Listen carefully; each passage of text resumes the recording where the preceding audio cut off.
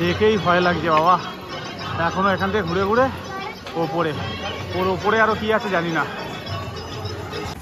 এই ঘোড়া পালকি আপনি রাস্তার প্রত্যেক জায়গায় পেয়ে যাবেন।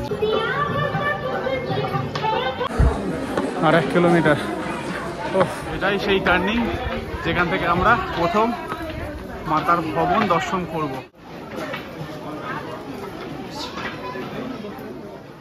মর্নিং সকলকে, কাটরা থেকে আপনাদের সকলকে স্বাগত জানাচ্ছি। আজকের আমি মাতা বৈষ্ণোদেবীর দর্শনে বেরিয়েছি। তার আগে যেটা করতে হবে, আমাকে একটা কার্ড নিতে হবে, যেটা যাত্রা কার্ড। অ্যাকচুয়ালি আপনাদেরকে যাত্রা পার্চি নিতে হয়। আমি অনলাইন রেজিস্ট্রেশন করে রেখেছিলাম, যার জন্য আমি পার্চিটা নেবো না, আমি শুধু কার্ডটা নেবো, যেটা কলেজ ভোলায়। তো সেটা নেবো, তারপর অটো ধরবো বানগঙ্গার জন্যে। তো টোটাল প্রসেস এবং ইনফরমেশন দিতে থাকবো, দেখতে থাকুন। তো এই হচ্ছে কাটরার মূল পয়েন্ট। এখানে ফাউন্টেন রয়েছে। যেখানেই আপনার হোটেল হোক না কেন, এদিকে হোক বা এদিকে হোক, এখানেই আসতে হবে। আর কোথা থেকে আপনারা পার্চি নেবেন বা কার্ডটা নেবেন সেটা দেখাচ্ছি। দেখবেন এই ট্যুরিস্ট রিসেপশন সেন্টার রয়েছে কাটরা, তার পাশেই এখানে আপনাকে যেতে হবে। তো এখান থেকে আপনাকে যাত্রা পার্চি সংগ্রহ করতে হবে। চলুন। যেমন দেখতে পাচ্ছেন আমি এই কার্ডটা নিয়ে নিয়েছি। রেজিস্ট্রেশন করা বা না করার মধ্যে এমন কোনো ডিফারেন্স নেই, সেই লাইনে আপনাকে দাঁড়াতে হবে। আপনি যদি রেজিস্ট্রেশন না করছেনও, আপনার আধার কার্ড দিয়ে এখানে সব কিছু অর্থাৎ এই কার্ডটা পেয়ে যাবেন। তো এবারে আমরা যাব হচ্ছে এখান থেকে অটো নিয়ে বানগঙ্গা, যেখান থেকে শুরু হবে আমাদের আসল ট্রেকিং। এই মোড়, এই সামনে রয়েছে অটো স্ট্যান্ড। এখান থেকে বানগঙ্গার জন্য এখান থেকে অটো পেয়ে যাবেন। দেখতেই পাচ্ছেন প্রচুর অটো রয়েছে। তো এই অটো স্ট্যান্ড থেকে আমি অটো করে নিলাম 160 টাকা। এটা রিজার্ভ। হ্যাঁ, তো যেমন দেখতে পাচ্ছেন আমি অটোতে বসে গেছি। তো আমি রিজার্ভ করে নিয়েছি। অটোটা 160 টাকা নিচ্ছে বানগঙ্গা পর্যন্ত। শেয়ারিংয়েও আপনারা যেতে পারেন, তার জন্য অপেক্ষা করতে হবে। আর এখন 8:30 বেজে গেছে, আমি আর লেট করবো না, যার কারণে আমি রিজার্ভ করে নিলাম।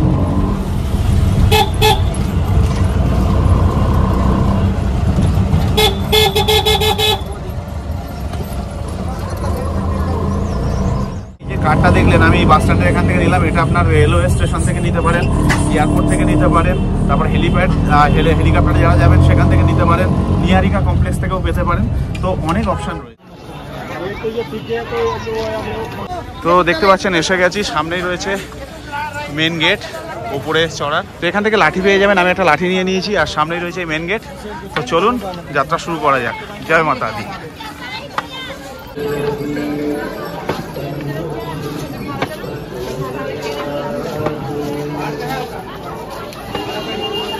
তো এখান থেকে দুটো লাইন ভাগ হচ্ছে চেকিংয়ের জন্যে। তো এটা জেন্টস, এটা লেডিস। তো ওখানে চেকিং হয়ে গেল ব্যাগ, এবং আমাদেরকেও সার্চ করে দেখে নিল। তো এখান থেকে শুরু হচ্ছে মাতা বৈষ্ণোদেবীর আসল যাত্রা। জয় মাতা দি।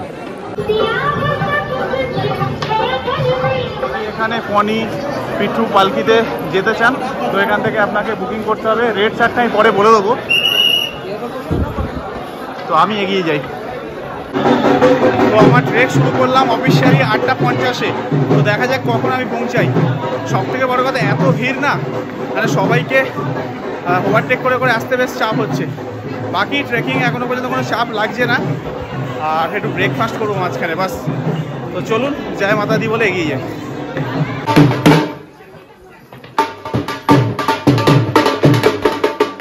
তো টোটাল এটা 13 কিলোমিটারের ট্রেক আছে, 13.5 কিলোমিটার ট্রেক আছে। খুব হার্ড ট্রেক এটা বলা যায় না, মিডিয়াম। কিন্তু এরম গরম বা রোদ যদি এরম থাকে, কাজটা আরও কঠিন হয়ে যাবে। তো সেটাই হচ্ছে আপাতত। সবই ঠিক আছে, দেখতেই পাচ্ছেন। বাকি হচ্ছে মাথার উপর রোদটা কাজ অনেক কঠিন করে দিচ্ছে। এত রোদে হাঁটা কষ্টসাধ্য ব্যাপার।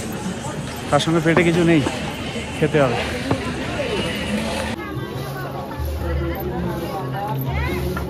19।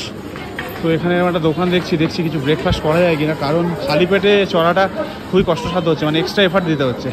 দেখা যাক খাবার ঠিকঠাক আছে কিনা, তাহলে আমি এখানে কিছু ব্রেকফাস্ট করব। না, ওই পিছনে দোকানটা দেখতে পাচ্ছেন, ওখানে শুধু পরোটা রয়েছে। এখন তেলে ভাজা কিছু খেতে ইচ্ছা করছে না, আর অনলি ম্যাগি রয়েছে। আরও কিছু রেডি হবে বলছে, বাট এখন তো এখানে দাঁড়াবা বা বসার সময় নেই, সময় নষ্ট করতে চাই না। যাই হোক, এগিয়ে যাই, আগে হয়তো কিছু পাবো, দেখা যাবে।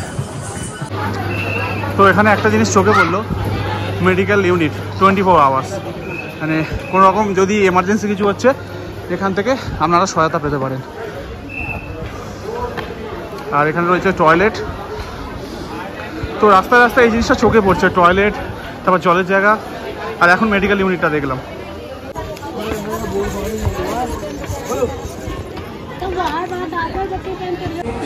ওখানে যে জিনিসটা খেলাম না, আলু পরোটা, এখানে এসে খেতে হচ্ছে কারণ খুব খিদে হয়ে গেছে, আর কিছু পাচ্ছি না, ম্যাগি খেতে ইচ্ছা করছে না, একটু কম তেল দিয়ে বানাতে বললাম। তো রাস্তার দুধারে প্রচুর দোকান রয়েছে, তো একটা মোটামুটি এরকম দোকান দেখে বসে বললাম খেয়ে নিই, তারপরে ফের জার্নি শুরু করবো। খালি পেটে একদম দিচ্ছে না, প্রায় 40-45 মিনিট আমার ট্রেকিং হয়ে গেছে, তো খালি পেটে থাকলে অসুবিধা হয়ে যায়, প্লাস রোদ এত।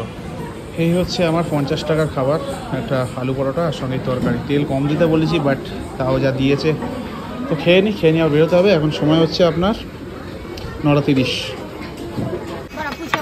তো খাওয়া দাওয়া করার পরে অনেক ফ্রেশ লাগছে, টুপিটা পরে নিয়েছি, সানগ্লাস পরে নিয়েছি, ভালোই রোদ রয়েছে। তো এবারে ফের এনার্জেটিক ওয়েতে যাত্রা শুরু করছি, দেখা যাক কখন পৌঁছায়। দেখেই ভয় লাগছে বাবা, এখনও এখান থেকে ঘুরে ঘুরে ওর ওপরে আরও কী আছে জানি না। ঘোড়া পালকি আপনি রাস্তার প্রত্যেক জায়গায় পেয়ে যাবেন, যেখানে আপনার মনে হবে শরীর পারমিট করছে না তো রেন্টে নিয়ে যেতে পারেন। এরকম দাঁড়িয়ে থাকবে, নামার সময় হোক বা ওঠার সময়, যেখানে মনে হয় আপনি পারবেন না সেখান থেকেই ভাড়া করে দেবে। এখনও এত উপরে উঠতে হবে। তো আমার ঘড়িতে দেখাচ্ছে 5.6 কিলোমিটার হেঁটেছি 1 ঘন্টা। তো সেটা সম্ভব না, কারণ 1.5 কিলোমিটার মতন ধরে নিন আমি হোটেল থেকে অটো স্ট্যান্ডে এসেছি, কার্ডটা নিয়েছি, এসব মিলিয়ে আমার 1.5 কিলোমিটার মাইনাস করলাম, তাহলে অর্থাৎ 4 কিলোমিটার মতো হেঁটেছি 1 ঘন্টা ওই 5-10 মিনিটে। তো যদি এই স্পিডটা বজায় রাখতে পারি তো পারবো না বোধহয়, বসে পড়েছি। যাই হোক, গরম প্রচুর, তো মোটামুটি 4 ঘন্টার মধ্যে আশা করি ওপরে উঠে যাব। আর একটা বড় ভুল ডিসিশন হবে যদি এই শর্টকাটগুলো নিতে যাচ্ছেন, কারণ এখান থেকে উঠতে যা কষ্ট হবে, যা এফার্ট লাগবে, সে তুলনায় ইজিলি এখান থেকে আপনি চলে যেতে পারবেন। একটু ঘুরতে হবে, বাট অত কষ্ট হবে না যতটা এখান থেকে গেলে হবে। নামার সময় এটা নিন, বাট ওঠার সময় উঠবেন না। তো এখন 11:15 বাজে। তো কয়েকটা জিনিস আমি যেটা নিজে রিয়েলাইজ করলাম, সেটা হচ্ছে জল ক্যারি করতে হবে, টাইট কিছু পরা যাবে না। আমার জিন্সটা ফ্লেক্সিবল, তাও জিন্স পরা উচিত না, ট্যাক স্যুট বা এরকমভাবে লুজ কিছু পরলে খুব ভালো হয়। তার সঙ্গে চুইং গাম এ জাতীয় কিছু জিনিস থাকা প্রয়োজন। আর দ্বিতীয়ত, যখন মনে হচ্ছে আপনি পারছেন না তখন রেস্ট নিয়ে নিন, ফালতু কাউকে দেখাবার বা এরকম জোর করে কিছু করার দরকার নেই। কারণ অনেককে দেখছি যখন টার্নিংগুলো আসছে ওই জায়গাগুলো খুব উঁচু, অনেকে বসে থাকছে, আমিও ইভেন দাঁড়িয়েছি 2বার এরকম জায়গায়। তো কারণ দরকার নেই, আপনার শরীর আপনার থেকে ভালো কেউ বুঝবে না, তো সেইভাবে ট্রেক করুন।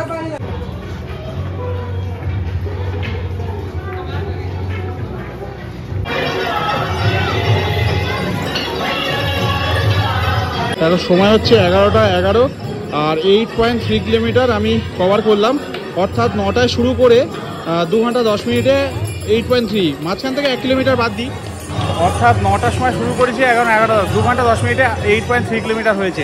আর 1.5 কিলোমিটার মতো বাদ দিন, কারণ আমি হোটেল থেকে ধরলাম, তো সেই হিসেবে দেখতে গেলে 7 কিলোমিটার মতন হয়ে গেছে 2 ঘন্টায়, 2 ঘন্টা 10 মিনিট ধরুন। তো বাকি 2 ঘন্টায় আশা করি ওপরে পৌঁছে যেতে পারবো, 1টার মধ্যে আশা করছি আমি ওপরে চলে যাব। তো সামনে এখানে একটা রয়েছে চেক পয়েন্ট, এখান থেকে মনে হয় চেকিং হবে, মনে হয় না হবেই। সব থেকে কষ্টটা কোন জায়গায় হচ্ছে, একদম হাওয়া নেই, মানে রোদ গায়ে লাগলে পুড়ে যাচ্ছে আর হাওয়া নেই, এটাই সমস্যা। বাকি যদি একটু হাওয়া থাকতো না এতটা চাপ হতো না। এখান থেকে আপনারা ব্যাটারি চালিত গাড়ি পেয়ে যাবেন। এখন তো বন্ধ আছে, জানি না কোনো কারণে বন্ধ আছে কি না কাউন্টার। এখানে এসেও বুক করতে পারেন লাইন দিয়ে টিকিট, প্লাস অনলাইনেও বুক করা যায়, জানি না, মনে হয় বন্ধ আছে। এখানে প্রচুর লোক বসে আছে, তো ইনফরমেশান আমার কাছে নেই, তো এটা আমি সঠিক ইনফরমেশান দিতে পারলাম না যে গাড়ি চলছে কি না চলছে না, কারণ সামনে গাড়িগুলো দাঁড়িয়ে আছে, প্লাস কাউন্টার বন্ধ, তো আমার কাছে এটা সঠিক কোনো ইনফরমেশান নেই। চলা উচিত, জানি না কিছু টাইমের জন্য বন্ধ আছে কিনা। ব্যাটারি চালিত গাড়ি ওপর থেকে আসছে দেখছি, নিচের দিকে যাচ্ছে। এই জাস্ট একটা ব্যাটারি চালিত গাড়ি দেখলাম নিচের দিকে যাচ্ছে, ওপরে উঠতে কিন্তু দেখলাম না, কি জানি কি কারণ। বাড়ির সামনেই রয়েছে, শুধুমাত্র এখানে এত ভালো হাওয়া, মানে আমি একটু হেঁটে এখানে দাঁড়িয়ে আছি, তো এসেই গেছি, মানে 50% কাজ ডান, বাকিটা এখনও বাকি রয়েছে।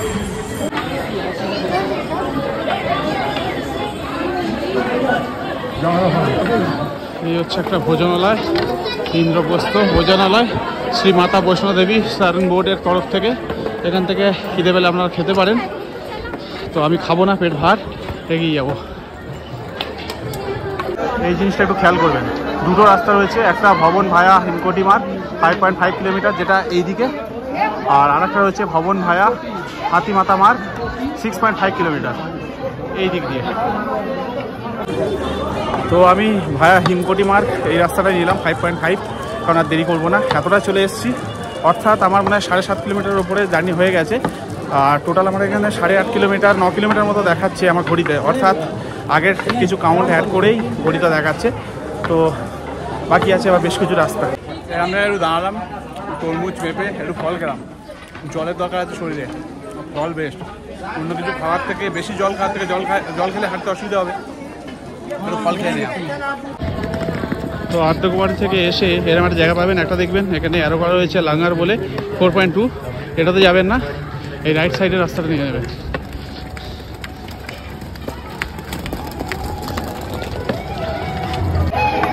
এখানে মার্কিং করা রয়েছে দেখতেই পাচ্ছেন, সোজা ভবন, ভবন মানে মন্দির, আর নিচের দিকে কাটরা।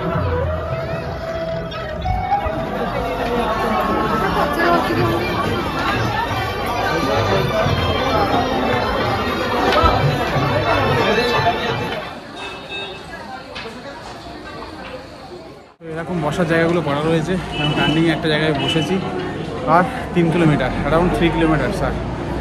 তো এসে একটু বসলাম, 2-3 বার বসেছি, তাছাড়া বসিনি, একটু দাঁড়িয়ে দাঁড়িয়ে এসেছি। তো আমি এখন একটু বসি, 10 মিনিট বসলে অসুবিধা নেই। 3 কিলোমিটার আমার টার্গেট ছিল 1টার মধ্যে ঢুকে যাবো, তো এখন সময় হচ্ছে 12টা 5। তো দেখা যাক 3 কিলোমিটার কীভাবে কভার করা যায়। 10 মিনিট রেস্ট নেওয়ার পরে আবার হাঁটতে শুরু করে দিলাম, আর বাকি রয়েছে 3 কিলোমিটারও না, জয় মাতা দি বলে ফের শুরু করে দিলাম। চলুন। তো লাস্ট 2 কিলোমিটার হচ্ছে ভালোই চড়াই, যার কারণে এখানে টাইমটা অনেক বেশি লাগলো, হিসাব মতো দেখলাম যেটা। এটাই সেই টার্নিং যেখান থেকে আমরা প্রথম মাতার ভবন দর্শন করব। এই সেই প্রথম দর্শন। জয় মাতা দি, জয় মাতা দি।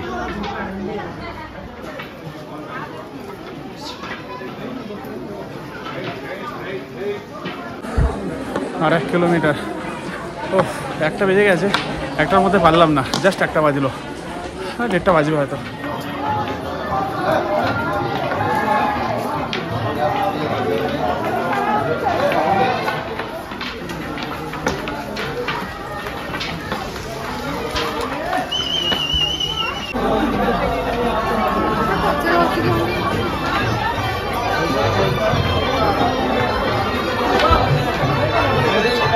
হচ্ছে ফাইনাল চেকপোস্ট, আর তার সঙ্গে এখানে লকারেরও ব্যবস্থা আছে।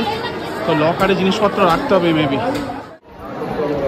এখন সময় হচ্ছে আপনার 1:36, আমি এসে পৌঁছালাম বৈষ্ণোদেবী মাতা মন্দির চত্বর। আর এখানে লকারে আমাকে এখন জিনিসপত্রগুলো রাখতে হবে। প্রথমে এখানে এসে আপনাকে পার্চি করতে হবে 100 টাকা দিয়ে, তারপরে চলে যেতে হবে উপরে আপনার লাগেজ জমা দেওয়ার জন্য। এই হচ্ছে আপনার লাগেজ ডিপোজিটের লাইন, আমি এখানে দাঁড়িয়েছি। তো জমা দেবো, স্মার্ট ওয়াচ থেকে শুরু করে সব কিছুই দিয়ে দিতে হবে। তো দেখা যাক, তো দর্শন করে আসি, তারপরে আপনার সাথে সমস্ত তথ্য তুলে ধরছি। তারপরে দর্শন করে এসে ওপর থেকে আপনার লাগেজটা কালেক্ট করতে হবে, 100 টাকা ওখান থেকে দিয়ে দেবে। আমার দর্শন হয়ে গেছে 4:05, তো মোটামুটি 2 ঘন্টার মধ্যে হয়ে গেছে। তো এবার যদি আপনি চাইছেন পুজো দিতে, যেখানে লকারের বিল্ডিংটা ছিল তার ঠিক সামনে একটা কাউন্টার রয়েছে, 50 টাকা বা 100 টাকা ওখান থেকে আপনি পুজোর ডালি নিতে পারেন। একটা ব্যাগ দিয়ে দেবে, 50 টাকায় উইদাউট নারকেল, 100 টাকা নারকেল দিয়ে। তো এটা সামনেই পেয়ে যাবেন।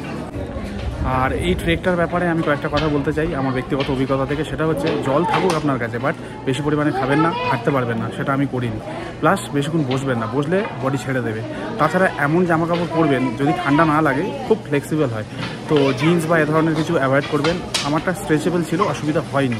তো এই কয়েকটা জিনিস খেয়াল করে যদি আপনার কোনো আলাদা কোনো অসুবিধা না থাকে, তো আপনি অনায়াসে একটা ট্রেক করতে পারেন। আর যখন মনে হবে আপনি একটু বসে রেস্ট নিয়ে নিতে পারেন, এরকম কোনো ব্যাপার না যে আপনাকে এখনই যেতে হবে, লোকে বলছে যে এখনই ছুটে যাও।